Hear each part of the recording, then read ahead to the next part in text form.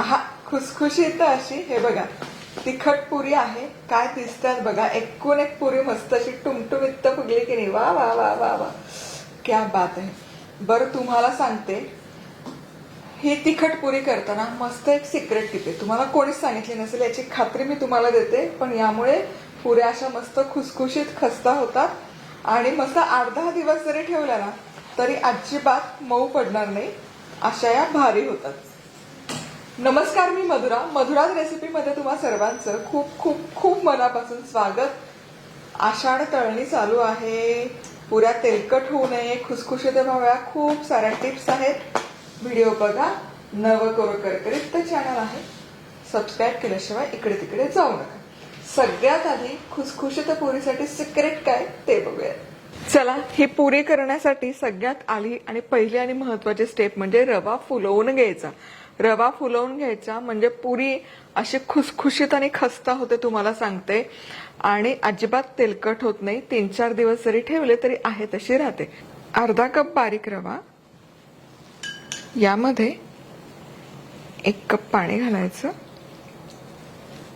आणि यासोबतच चमचाभर तेलही घालूयात. तेलाचा जग आपलाच आहे, madhurajrecipeclub.com वर खरेदी करू शकाल. आता हे मिश्रण चांगलं मिसळून घ्यायचं. 10 मिनिट तरी किमान रवा या पाण्यामध्ये फुलवून घेऊया. चला, 10 मिनिट झाले आणि रवा बघा छान मऊ झालाय आणि व्यवस्थित फुललाय बघा. आता यामध्ये सुके मसाले घालायचे. लाल तिखट, साहित्याची सगळी यादी आहे ना डिस्क्रिप्शन बॉक्समध्ये आणि व्हिडिओच्या शेवटी पण मिळते, दाखवलं नाहीये म्हणून. हळद, 1 टेबलस्पून धना पावडर, पाव चमचा ओवा, अर्धा चमचा जिरं, चवीपुरतं मीठ. सुके जिन्नस व्यवस्थित मिसळूयात. यामध्येच बारीक चिरलेली कोथिंबीर देखील घालते. कोथिंबीर नाही घातली तरी काही हरकत नाही. हे बघा, म्हणजे मसाला एकसारखा एकजीव होतो आणि पीठ मळताना तो एकसारखा पसरला देखील जातो. आता या मिश्रणात मावेल इतकं गव्हाचं पीठ घालायचं. 2 कपला थोडं कमी गव्हाचं पीठ बरोबर यामध्ये मुरतं. तर यामध्ये गव्हाचं पीठ आधी 1 कप घालते. यावरच तीळही घालूयात, पांढरे तीळ, आणि हे यातलं अर्ध घालते आणि मग लागेल तसं पीठ वाढवत जाणार. मिसळायचं आणि याची घट्ट अशी कणिक मळून घ्यायची. आणि घट्ट मळा, मऊ कणिक अजिबात करू नका, एकदम घट्ट मळून घ्यायचे. चला, इथे हे मिश्रण बघा एकदम घट्टसर मळलंय आणि बरोबर 2 कप जितकं घेतलं होतं ना पीठ तितकं हे वापरलेलं आहे. आता यावर झाकण ठेवूयात आणि किमान 15 ते 20 मिनिटं हे मुरवून घेऊयात. चला, इथे तिखट पुरीचं कणिक मळून आता अर्धा तासाहून तेवढा जास्त वेळ झालाय. जरा वेळ गेला ना की कणिक बघा हलकीशी ओलसर व्हायला सुरुवात होते आणि पण ही घट्ट आहे तशीच आहे.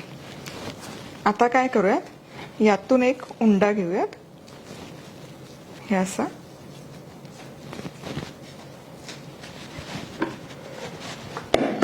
हा उंडा आहे ना चांगला मळून एकसारखा करूयात, म्हणजे पुरीला भेग नाही येणार.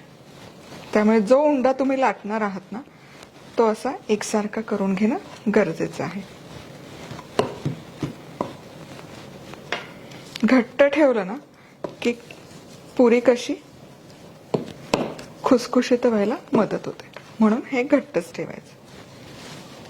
कुठलीही पुरी असो, घारगे असो, त्याची कणिक सैल झाली की मग भरपूर पीठ लागावं लागतं. म्हणजे कणिक तुमची नीट नाही झाली याचं प्रमाण काय, तर सैल झालंय. आता अशा सैल कणकेचं काय होतं, एकतर पीठ भसाक्कन लावावं लागतं, तळताना ते तेलात उतरतं, दुसरी गोष्ट तेल खूप पिते, तेलकट होतं. म्हणून थोडे कष्ट पडले तरी चालतील, पण घारगे पुऱ्या घट्ट मळा कणिक लाटताना तेलाचा वापर नाहीच केला तरी चालेल, इतकी छान झाली पाहिजे. पण अगदीच लागलं तर फुसफुस स्प्रे आहे आमचा, madhurasrecipeclub.com वर खरेदी करू शकता. आता पुरी लाटून घेऊ, मोठी पोळी लाटूयात.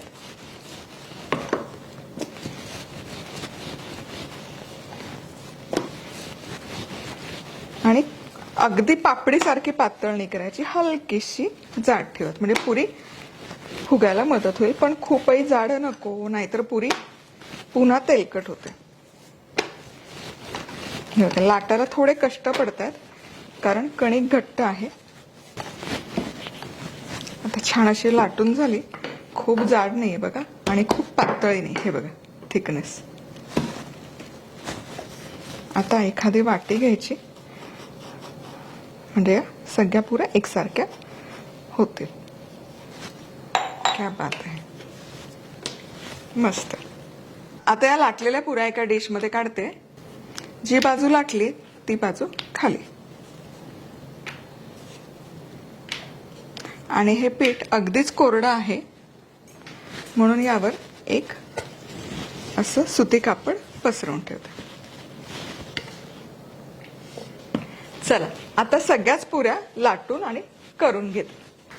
चला, या प्रमाणात 42 पुऱ्या बरोबर झाल्या. अर्धा वाटी रवा, 2 कप गव्हाचं पीठ. तेलही कडकडीत तापलेलं आहे, तर तळूयात. पुरी तेलामध्ये सोडता नाही ना, तेल बऱ्यापैकी गरम हवं, म्हणजे पुरी अशी फुगायला मदत होते. आणि हलकीशी अशी सगळ्या बाजूने प्रेस करायची.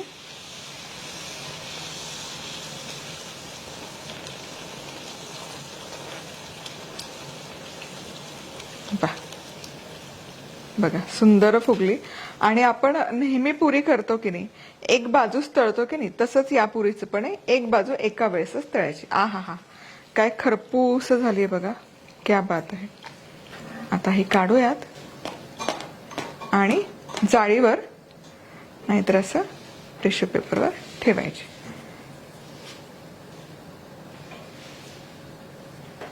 सुंदर दिसते पुरी. आणि हे बघा आणखी एक तळते. वा,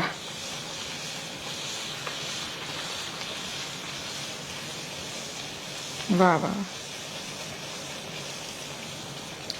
एकूण एक पुरी टुमटुमीत फुगते बघा. आणि काय खरपूस दिसते, क्या बात आहे.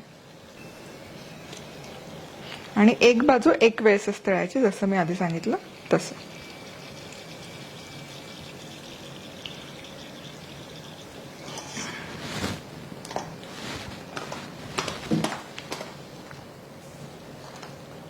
याच प्रकारे सगळ्या पुऱ्या तळूयात.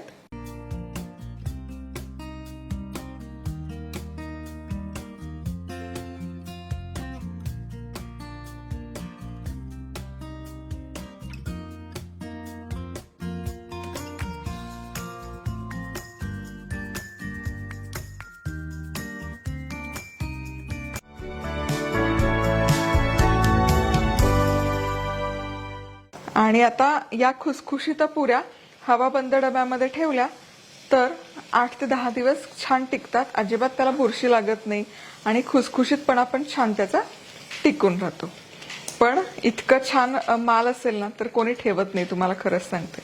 असा केला की असा फस्त होतो. पुन्हा भेटूयात, तर मस्त राहा, खुश राहा, आनंदी राहा, सगळ्यात महत्वाचं खात राहा.